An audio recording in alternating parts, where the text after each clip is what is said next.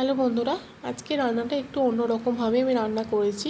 টিভিতে প্রথমবার এই রান্নাটা দেখেছিলাম, কেমন এই রান্নাটা ট্রাই করতে আমারও খুব ভালো লেগেছে। তো দেখুন রেসিপিটা, আপনারাও দেখুন। এখানে আমি 6 পিস মাছ নিয়ে নিয়েছিলাম, তার মধ্যে পেঁয়াজ বাটা দিচ্ছি 3টে মতো পেঁয়াজ বাটা আমরা দিয়ে দিচ্ছি এখানে, আর 2 চামচ মতো আদা বাটা দিচ্ছি।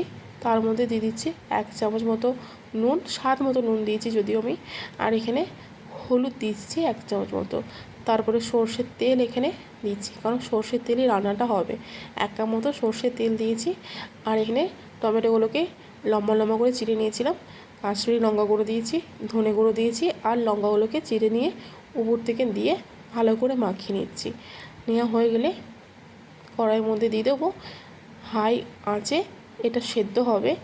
জল ছাড়তে শুরু করলেই তারপরে মাছগুলোকে আমরা উল্টে দেবো। একটু জলটা মরে গেলে উপর থেকে ধনেপাতা ছড়িয়ে লো হিটে এটা রান্না হবে। ব্যাস, খুব জোর রান্না করতে আমার 15 মিনিট লেগেছে, এটা তারও কম দেখতে গেলে, বেশিক্ষণ লাগেই নে। তো আমার এই রান্নাটা পুরোপুরি রেডি, দেখুন।